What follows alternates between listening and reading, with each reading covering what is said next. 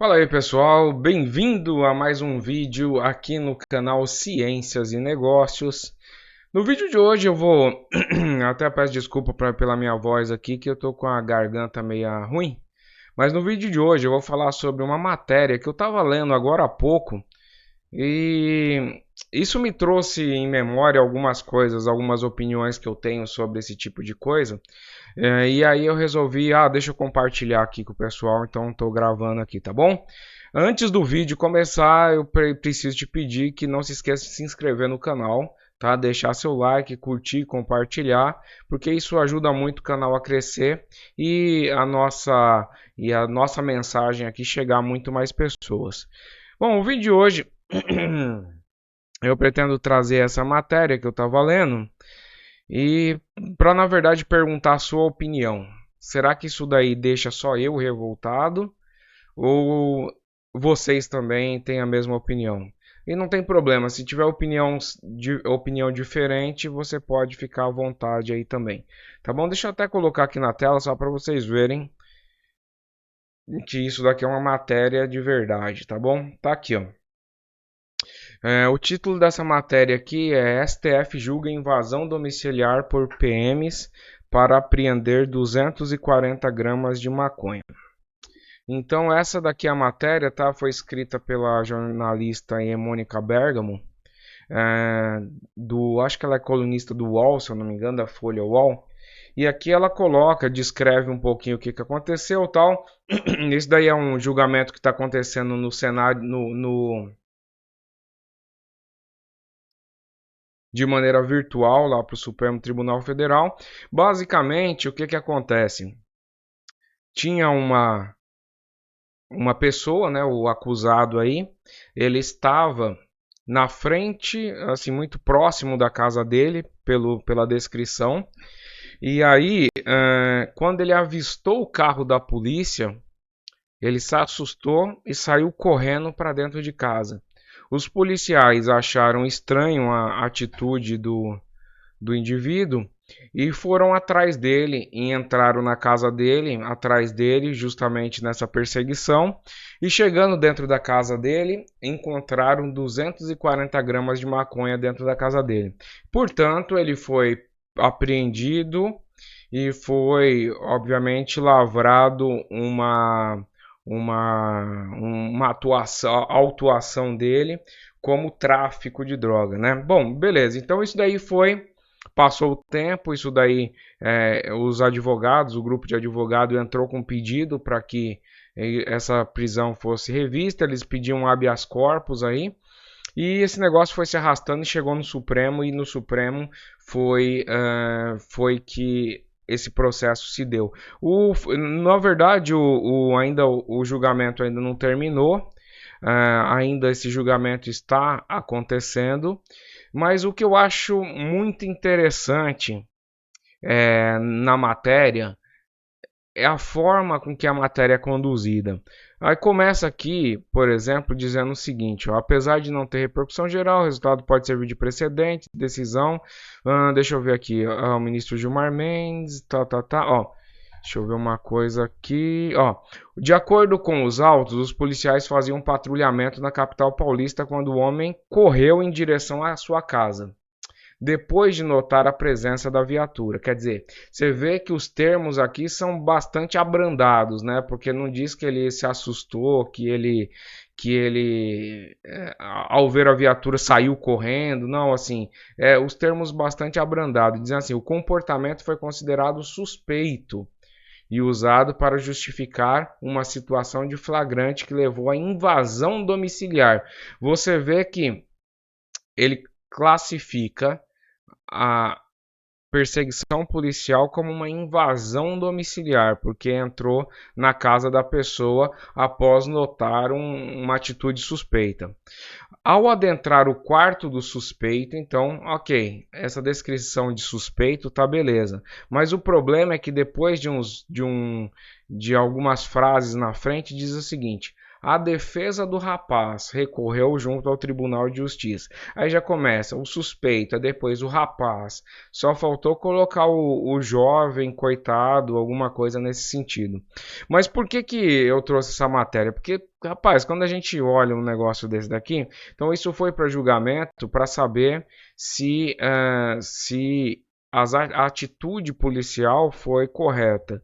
Tem aqui o relator do processo, que é o ministro Edson Fachin, segundo a opinião dele, ele diz o seguinte, abre aspas, a justificativa apresentada para ingresso forçado em domicílio, que assim que avistou a viatura correu para o seu interior, a atitude compreendida como suspeita, indica a ocorrência de flagrante algum indica a ocorrência de flagrante de algum crime previsto em nossa legislação? Ele vai dizer, a resposta é negativa. Bom, você imagina que você está patrulhando lá na área e geralmente onde a polícia patrulha, eles têm um certo desconfiômetro, eles estão procurando alguma coisa geralmente quando fazem patrulha. De repente, uma pessoa do nada estava ali parada, possivelmente sozinho, né? Porque não mostrou aqui a presença de outras pessoas. Quando avistou a viatura, saiu correndo. O que você acha que a polícia deveria pensar? Vamos começar por aí. O que será que a polícia deveria pensar? Não. De repente ele viu o carro de polícia e lembrou que deixou o leite fervendo lá e pode derramar no fogão. Será que isso é factível? Entendeu? Isso daí traz essa reflexão porque é o seguinte, a gente estava conversando alguns dias atrás do discurso do Lula na ONU, tal, falando sobre a questão dos crimes e tal, que o Brasil é um país violento. Sim, o Brasil, na minha opinião, continuará sendo um país violento enquanto a gente não tratar de maneira séria alguns assuntos relacionados à segurança pública.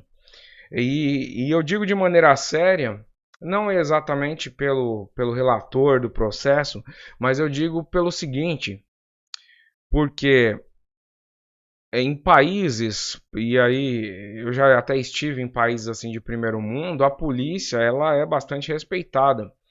E a polícia, ela parte de um precedente que ela está falando a verdade. E outra coisa, aqui eu não vou passar pano. Eu sei que existem maus policiais, entendeu? Mas assumir de primeira que a intenção do policial é ruim é complicado, porque no final das contas ele é um agente da segurança pública que está ali para cumprir um papel importante e que a sociedade conferiu a ele esse papel importante. Eu acho que as atitudes têm que ser julgadas, você tem que submeter à lei todas as ações. O policial não pode querer fazer justiça com as próprias mãos, mas você imagina se esse processo, conforme a própria jornalista colocou, não é um caso de repercussão geral, mas pode influenciar e entendeu as outras decisões. Vamos supor que e aqui é uma suposição, que esse processo dê ganho de causa, né, para o suspeito, para o rapaz. E os policiais aí, portanto, se eles invadiram domicílio sem uma justificativa plausível, possivelmente eles podem tomar um processo e até ter que pagar alguma coisa, né? Eu acho que cadeia dificilmente vai acontecer, mas ter que pagar alguma indenização, alguma coisa. Você imagina que os policiais sabendo disso, que policial que vai sair correndo atrás de alguém? Uma pessoa sozinha que de repente estava numa esquina, que de repente viu o carro de polícia, que de repente saiu correndo. E que por coincidência, encontraram na casa do rapaz 247 gramas de maconha. E assim, e o que se diz? Não, ali não está comprovado que isso não seja uso pessoal. Entendeu? Eu acho assim, brincadeira um negócio desse, assim, sinceramente. Mas aqui, ó, deixa eu ver aqui, ó, deixa eu ver uma coisa aqui. No voto do ministro, olha o que ele citou, abre aspas, a justificativa apresentada para ingresso forçado em domicílio, que assim que avistou a viatura correu para o seu interior, a atitude compreendida como suspeito.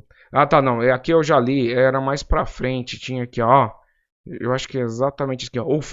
O fundamento, a atitude suspeita, como valoração subjetiva que se extrai do comportamento do suposto autor do delito, não atende ao parâmetro de comprovação material por elementos de situação indicativa de flagrante delito e, por isso, não se conforma ao requisito do fundada razão.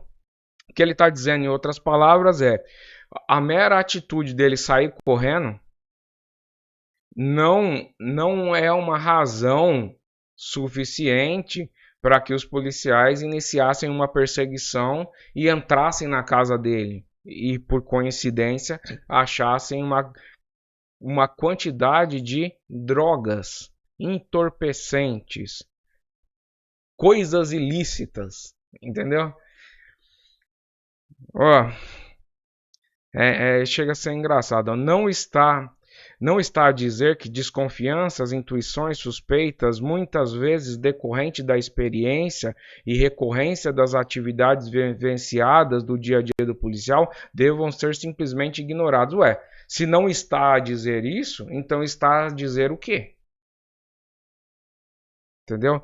Mas aqui, pelo menos eu vi aqui que a Procuradoria-Geral da República, ao se manifestar sobre o caso, defendeu que o pedido não seja aceito, argumentando que a polícia tinha fundamentadas razões para supor que o paciente, no caso o paciente é uma terminologia jurídica, né, para o suspeito ali, para o rapaz, né, que o paciente cometia alguma espécie de delito, fato que foi confirmado com a apreensão dos entorpecentes, entendeu? Então eu queria trazer isso para conversar um pouco com vocês e ver que muitas das vezes as atitudes ou pelo menos os desejos de uma melhoria, os desejos de redução de criminalidade, ela tem que passar por atos. Ela tem que. Você reduz a criminalidade quando você tem um efetivo combate à criminalidade. Quando você tem, por parte do potencial criminoso, a certeza de que não haverá algum tipo de impunição, né? Que ele ficará livre de maneira impune, que a polícia, sei lá, por algum motivo, por uma sobrecarga, não irá investigá-lo. Tem que ter essa certeza pelo lado dele para que ele tema o rigor da lei. Aliás, a lei é para isso, né? É que a lei ela estabelece as normas de convivência. Então, a pessoa que fere essas normas de convivência tem que ter algum tipo de medo, algum tipo de receio de feri-las. Porque se ele sabe que feri-las não causará nada, qual a chance de ele não feri-las? Tá certo? Então eu queria deixar aí esse negócio e perguntar para vocês o que vocês acham disso. Vocês acham que faz sentido aquilo que eu estou falando? Não acham que faz sentido? Qual a opinião de vocês? Eu queria saber bastante, tá bom? Sobre esse caso. Não se esqueça, se inscreva no canal, dê like, curte, compartilha e nos vemos no próximo vídeo. Até mais. Tchau, tchau.